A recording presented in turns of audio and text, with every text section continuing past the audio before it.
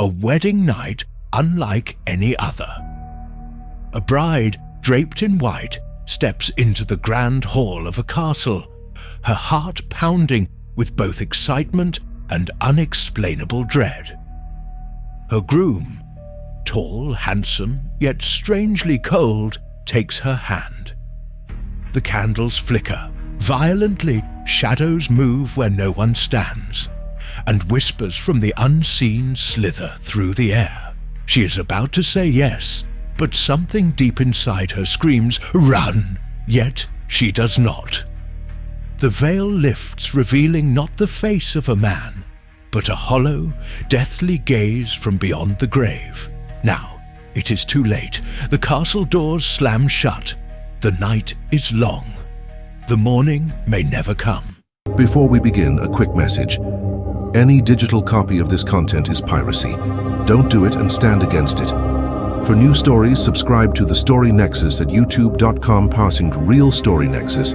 Don't go to fake Nexus. Want to know about upcoming stories? Follow us on Facebook and Instagram. Links are in the description. In the heart of the Carpathian Mountains, nestled between looming forests and mist-covered lakes, stood the grand estate of Lord Mervyn. His only daughter, Evelina, had been raised with grace, intelligence, and beauty. Though noble by birth, her heart was simple.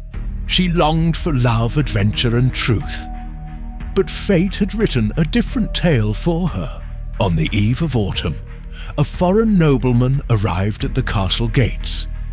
He called himself Count Valdemar, a man of striking features, deep blue eyes, and a voice that sent chills through those who heard it. Though charming, something about him felt otherworldly. Evelina's father, eager to see his daughter wed, approved of the Count's proposal almost instantly. The castle servants whispered among themselves. Some swore they never saw Count Valdemar arrive, only appear. Others claimed his footsteps made no sound upon the marble floors. Evelina, too, noticed strange things when she gazed at his reflection in the grand mirror. The flames of the candelabra behind him seemed to dance away from his figure, as if repelled. One evening, she found him standing alone in the courtyard, whispering in a language she did not know. The ivy vines curled unnaturally around the stone walls, as if listening.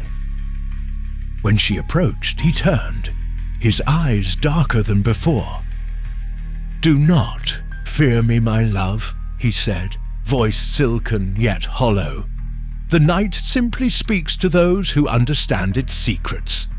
Curious, Evelina explored the west wing of the castle, a part long abandoned. Behind a locked door, she found a decayed bridal gown resting atop a wooden chair. The veil was torn, stained with something dark. As she turned to leave, the air grew unbearably cold, and a faint whisper brushed her ear. "He is not what he seems." The night before the wedding, Evelina visited the old chapel.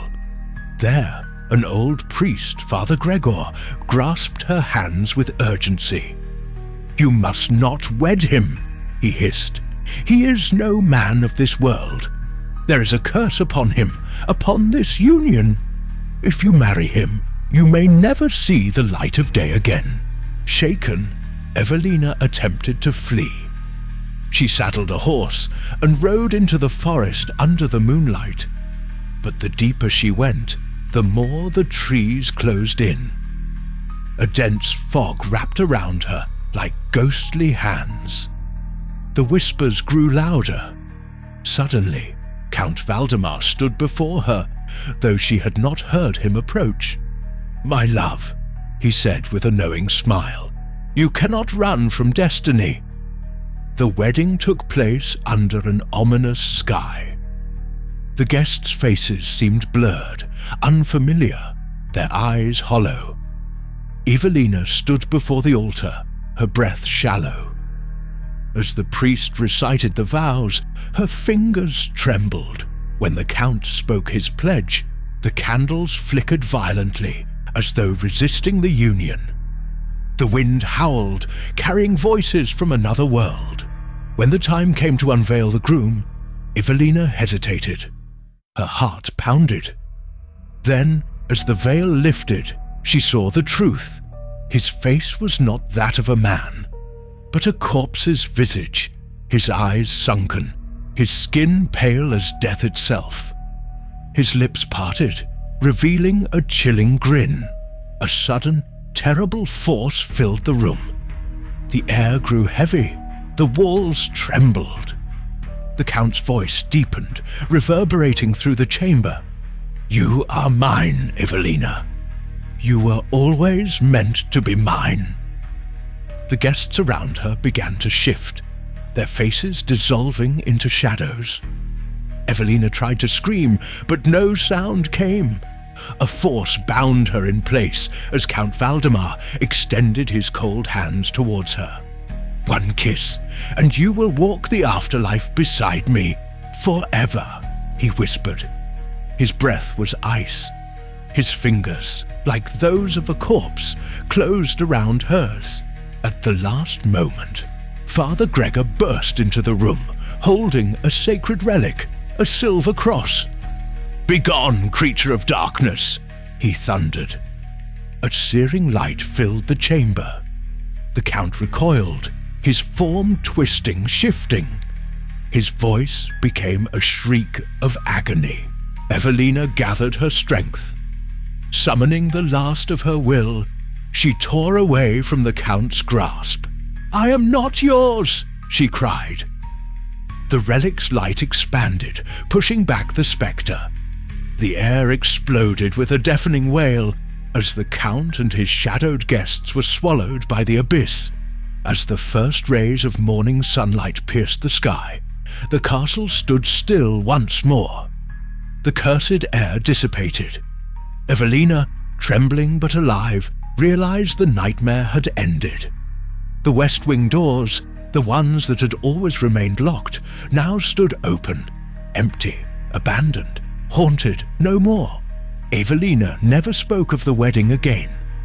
She left the castle, retreating to a distant land where no shadows whispered her name. Though she survived, she would never forget the horror of that night. The spectre's cold touch, the veil lifting to reveal death itself, and the curse that almost claimed her soul. And that's the end of today's story. But don't go anywhere because many more thrilling tales are coming your way. At the Story Nexus, we bring you the most exciting, mysterious, and unforgettable stories from around the world. If you love adventures, mysteries, and timeless legends, then hit that subscribe button now. And don't forget to turn on the notification bell so you never miss a new story. Join our growing community of story lovers. Share your thoughts in the comments below. What story should we tell next? Want updates on upcoming stories? Follow us on Facebook and Instagram. Links are in the description. Thank you for watching and see you soon for another amazing adventure, only on the Story Nexus.